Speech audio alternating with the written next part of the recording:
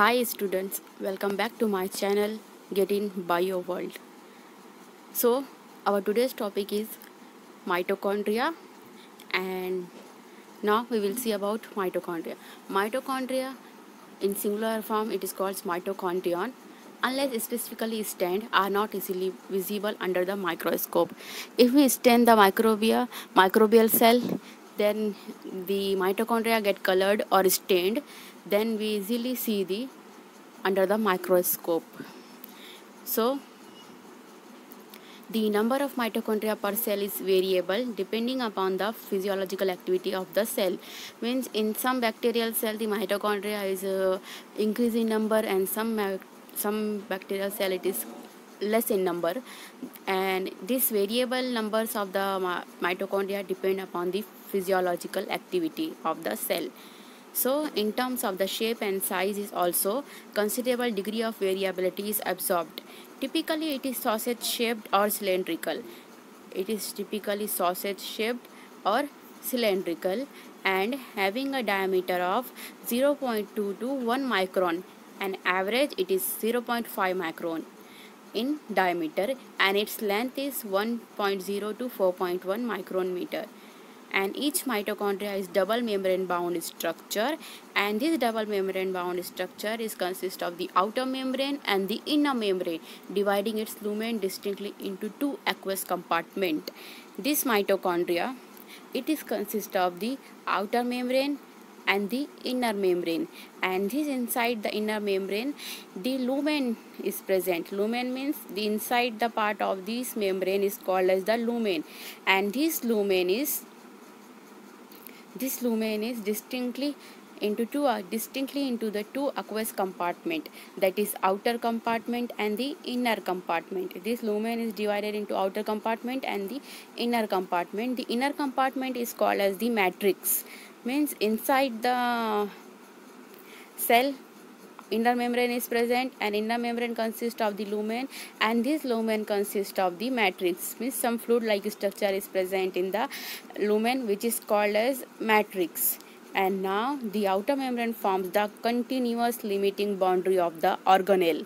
These outer membrane form the limiting boundary of the organelles. Means इसका जो आखिरी part होता है, limiting पार्ट होता है organelle का, which is called as the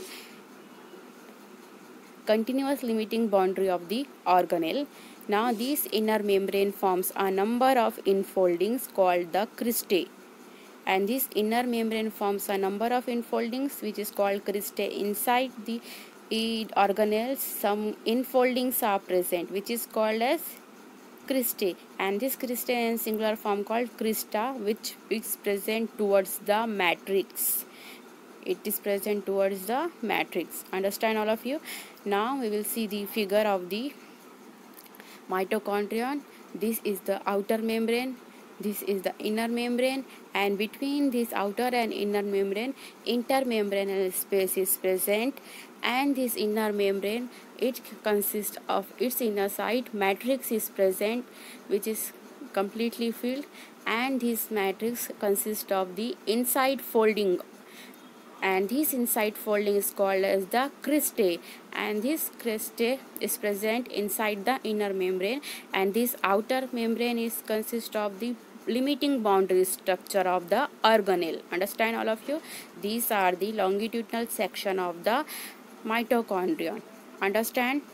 So the cristae increasing the surface area, and this due to this cristae the surface area of these increased, and the two membranes have their own specific enzyme associated with the mitochondrial functions, and these two membranes is consist of its own enzyme, and this enzyme is get associated or in attachment of the function of the mitochondria, and the mitochondria are the site of the aerobic respiration. Aerobic respiration means the respiration which is done in presence of the oxygen, and in presence of the oxygen which respiration is called as aerobic, and these produce cellular energy in the form of the ATP, and after this aerobic respiration, some energy is produced which is called ATP, and hence this why it is called as powerhouses of the cell. Why? Because the energy is produced which is ATP, and that's why it is called powerhouse of the cell. The matrix also possesses a singular circular DNA, a few RNA molecules, ribosome 70S, and the component required for the synthesis of protein, which is present inside the matrix, and the mitochondria divided by the fission. Understand all of you? Now our next topic is the plastid, and these plastids are found in all plant cells and euglenoids. Plast is present in the plant cell and the euglenoids, and these are easily observed under the microscope as they are large. If they are large, then it is easily observed in the microscope, and they bear some specific pigment, this imparting a specific color to the plant. Some colors are present which is bear by the plastid, and that's why this color is imparting the plant to the specific color. Based on the types of the pigment, plastids can be classified into chloroplast, chromoplast, and the leucoplast. Chloroplast, chromoplast, and leucoplast, these are the plastids class types, and all these are depend upon the pigments type. Pigment means its color, depend on its color. If the color is different, then the plastids is get divided into all these types. First one is chloroplast, second one is chromoplast, and third one is the leucoplast. Now the chloroplast contain chlorophyll and some carotenoids pigments which are responsible for trapping the light and energy essential for photosynthesis. The chloroplast, which consists of two pigments, first chlorophyll and second one is the carotenoids, and these two pigments is responsible for trapping the light. It get trapped the light from the sun, and this get trapped light is used for the for the food preparation, means a photosynthesis. In chromoplast, fat soluble carotenoid pigments like carotene, xanthophyll, and some other pigments are present, and these give part to the plant. These give plant to the yellow color, orange color, or the red color. And the leucoplast are the colorless plastids of varied shapes and sizes. The third one is the leucoplast, which is which do not have any color, and it is colorless plastid. It gives shape and size, different size, with stored nutrients, and it is stored the nutrients. Now amyloplast store carbohydrate which is called starch, example potato, and the elaioplast store the oils and fats, whereas the aleuroplast store the proteins. Majority of the chloroplast of the green plants are found in the mesophyll cell of the leaves. See, there are three different types of the chloroplast is present. Now these are the we will see one by one. First, chloroplast, chromoplast, and the leucoplast. Chloroplast consists of two pigment. Number one, chlorophyll and the carotenoid.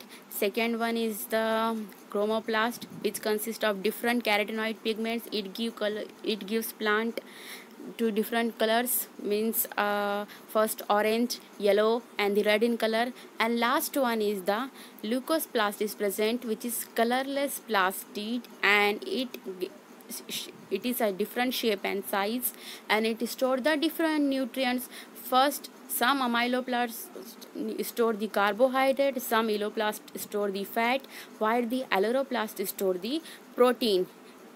See, this is important for NEET examination. And now these majority of the chloroplast of the green plants are found in the mesophyll cell of the leaves. These chloroplasts are green in color, and it is found cell leaves. It is present in the plant of the leaves, which leaves का part कौन सा है? Leaves contain the mesophyll, and inside the mesophyll this chloroplast is present in the green in color, and these are the lens shaped, oval, spherical, or even discoid, and sometimes it is ribbon like organelles having the variable length, means at 5 to 10 micron meter, and width is 2 to 4 micron meter, and their number varies from 1 to 20 to 40 per cell. Means one, it is present in the Chlamydomonas. Chlamydomonas, it's a one type of the green algae, and inside this green algae only one chloroplast is present, and in some mesophils of the green plant it is present in 20 to 40 in number. Now next, like the mitochondria, chloroplast is also a double membrane bound structure, and it consists of the inner chloroplast membrane is relatively less permeable as compared to the outer chloroplast membrane. Means outer membrane passes the all nutrients outside and inside to the cell, but these inner membrane passes some less nutrient as compared to the outer.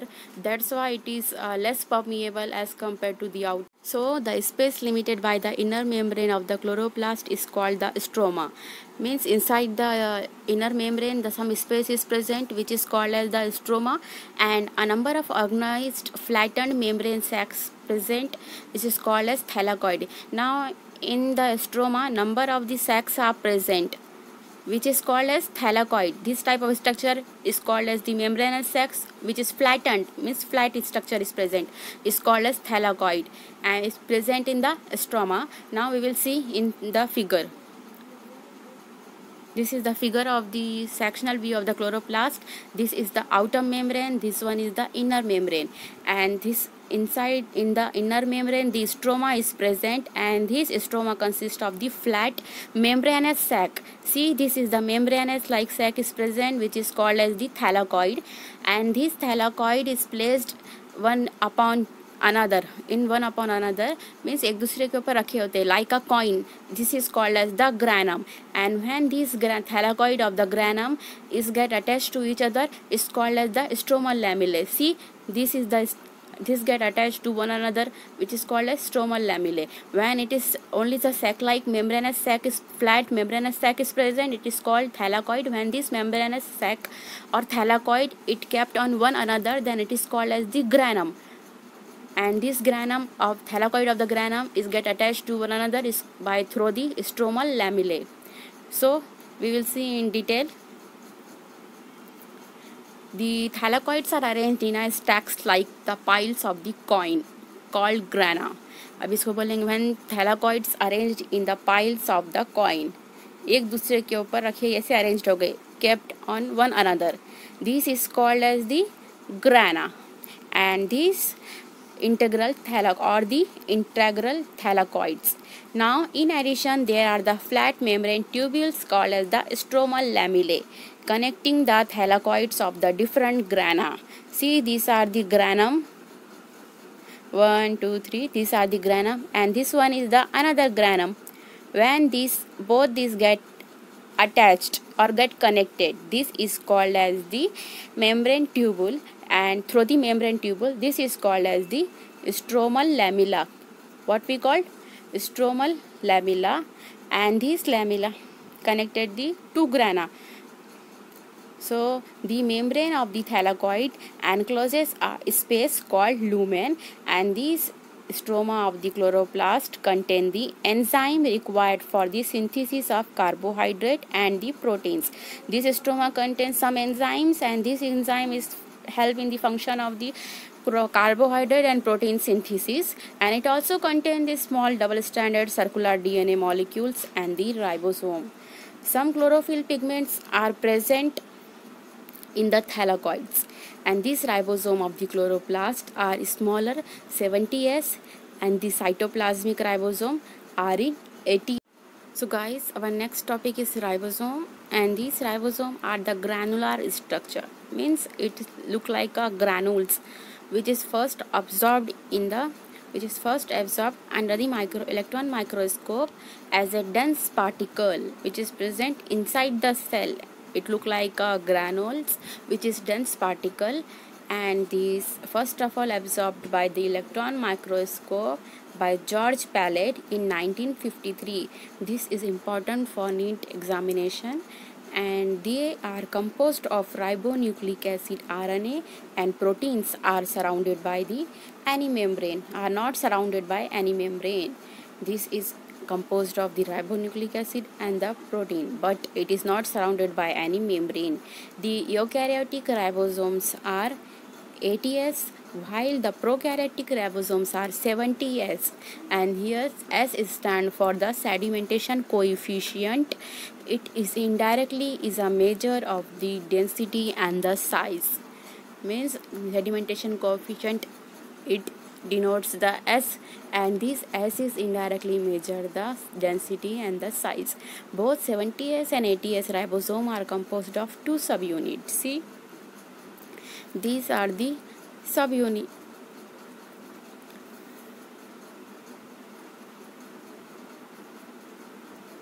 See, this is the structure of the 70S ribosome. This consists of two subunits. This is the smaller, this is the larger subunit. This 70S consists of 30S smaller subunit and the 50S larger subunit. And now this 80S ribosome, it is made up of two subunits, which one, number one consists of 40S smaller unit, and the number two consists of 50S larger subunit, 60S larger subunit. Understand all of you? 70S consists of the 30S and the 50S subunit, and 80S consists of the 40S and the 60S subunit. Both subunits, in which one is smaller and another one is the larger subunit. So our next topic is cytoskeleton, an elaborate network of the filamentous proteinaceous structure present in the cytoplasm. Means a network like proteinaceous structure present in the cytoplasm, it is called cytoskeleton, and this cytoskeleton is a cell or involved in many function. It is present in a cell and involved in many function like the mechanical support, motility, maintenance and maintenance or the shape of the cell. Now our next is cilia and flagella. These cilia and flagella, in singular form it is called as cilium and the flagellum respectively, are hair-like outgrowth of the cell membrane. These are the cell, and its outer cell membrane consists of the outgrowth, which is called as the flagella, and it is called as cilium. These are present outer growth of the cell membrane. These cilia are small structure and which work like a oars. Means it acts as a oar. Oar is a one type of boating करने के time पर हम जो use करते हैं चप्पू, it is like a oar and causing the movement of either the cell or surrounding fluid, and it causes the movement of the cell or inside the or surrounding the fluid, it movement. And flagellum are comparatively longer and responsible for the cell movement. As compared to the cilia, flagella is longer and the cell causes the cell movement. Now these prokaryotic bacteria also possess flagella, but these are structurally different from that of the eukaryotic flagella. This electron microscope of the cilia or flagella shows that they are covered with plasma membrane. This microscopic study of the cilia or flagella, when we done, then we reveal that it is covered by the plasma membrane. इसके surrounding में plasma membrane होता है, and this core called as the axonome, और इसके inside जो structure होता है it is called core, and this core structure is called as the axonome, and this axonome possess a number of microtubule running parallel to the long axis, and this axonome usually has the 9 pair of doublet of radially arranged peripheral microtubules. These are the structure of these flagella or cilium. Microscopic study के बाद जो structure reveal हो गया, and it is consist of the outer plasma membrane, and it consists of the core, or inside this core is present, which is called as the axonome, and this axonome has 9 pair of, it consists of the 9 pair of doublet, means doublet. 9 pair of the doublet radially arranged peripheral microtubules. This is double in structure and it is called peripheral microtubule with peripherally arranged and a pair of centrally located microtubule. These 9 pair of the microtubules are arranged, and inside this pair of this peripheral microtubule, centrally one microtubule is arranged. Such an arrangement of the axonomal microtubules is referred as a 9+2 array. This peripheral doublet microtubule inside this centrally microtubule is present, which is called as 9+2 array. And now we will see in detail with the help of the diagram. See, this is the diagram of these cilia and flagella, and it shows the different part of the cilia and flagella. These are the plasma membrane, and inside the plasma membrane core is present, which consists of the peripheral microtubule, which is doublet in structure. Peripheral microtubule, see, these are the 9 peripheral microtubules, which is doublet in structure, means double structure. 1, 2, 3, 4, 5, 6, 7, 8 and the 9. These are the 9 peripheral micro doublet tubules are present, and this microtubule doublet inside this central microtubule which is present, and this central microtubule form the 9+2 array. And this central microtubule surrounded by this central sheet. See, this is the central sheet, and this central sheet is connected to the peripheral microtubule doublets with the help of the one bridge, which is called as the inter-doublet bridge. These are the green portion. With the help of these, all peripheral microtubules get arranged. It is called as the inter-doublet bridge. And these peripheral tubule consist of the radial spike, which is attached to the central sheet. There are total 9 radial spoke is present, and it is attached to the central sheet. Understand, all of you? Now we will see through theory. These central tubule are connected by the bridges and also enclosed by the central sheet, which is connected to the one of the tubule of each peripheral doublet by the radial spoke, and thus there are 9 radial spokes are present. We already seen through figure. The peripheral doublet is also interconnected by the linkers, and yes, we know, and we will already see. Both the cilium and flagella emerges from the centriole-like structure called the basal bodies. These are the cell structure, and inside the cell structure the outer membrane is present, and this outer membrane, the centriole-like structure, basal body is present, and this basal body connected the cilium and the flagella. These are the flagella and the cilium, and the cilium or flagella attached to the outer membrane through the centriole-like structure. This centriole-like structure called as the basal body. Understand, all of you?